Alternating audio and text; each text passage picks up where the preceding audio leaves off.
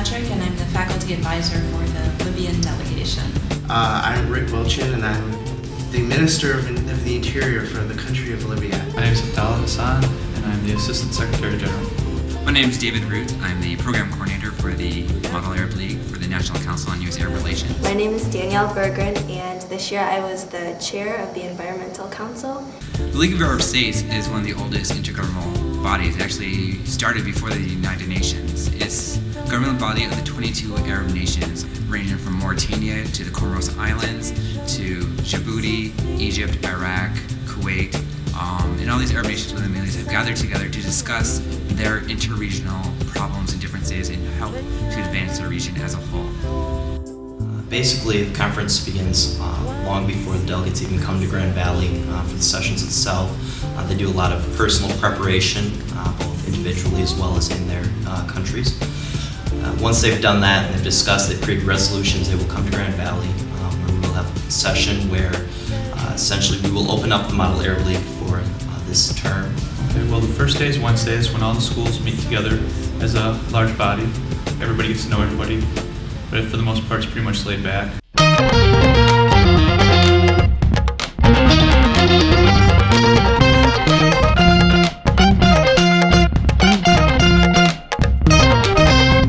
With the plenary session. This is a General Assembly where all the delegates, all the students from the different schools come together to decide on the agenda. This is where they get together, decide what is going to be discussed within the subcommittees that they are in. That would be the Joint Defense Council, Palestinian Affairs, the Social Affairs, the Environmental Affairs, and the Ministries of the Interior. The Arab League does most of its work in the actual committees where they will discuss specific topics designed essentially in their area of expertise. We formulate resolutions, debate those, and try to get those passed through our committees, then onto the General Assembly, try to get those passed. The faculty advisors move from the different committees to observe, see how people are interacting, and get ideas about who's going to be maybe nominated the best delegation or the best school for staying in character. So each student comes up with a certain number of resolutions, and there's 5 different councils that a delegate can be on, and we have a plenary session and a summit session, and we just go through and pass resolutions.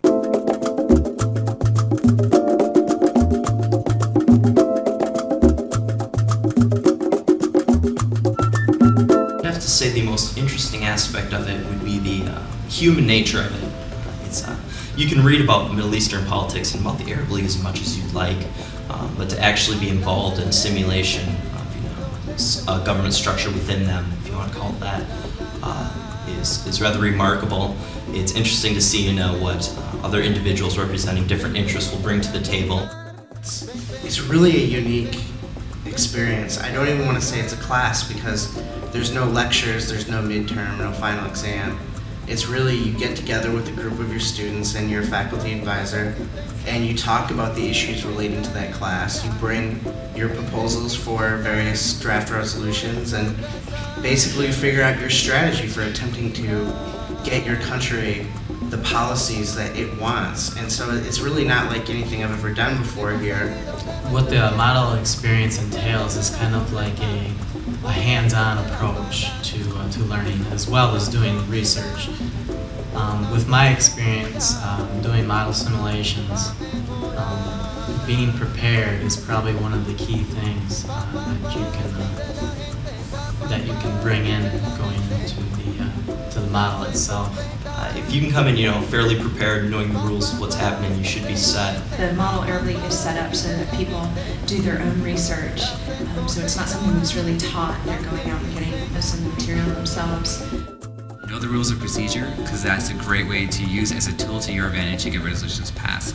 And network, caucus, have fun, work with your fellow delegates. I mean, the whole week is here for you to get to know your fellow delegates, know their positions, and work with them, and work as a united body to get things accomplished, to get things achieved, to get these resolutions passed. It's a great experience. It's a great way to learn more about different countries and about the overall picture of what's going on in the Middle East. I think the most rewarding thing from participating in the Majd Al-Arab League is the opportunity to meet other people from schools that are interested in the same things, and the opportunity to actually learn more about the Middle East and do research on your own and not have to sit in a class with a professor and listen to a lecture, but to actually do the research and to find the information, prepare yourself.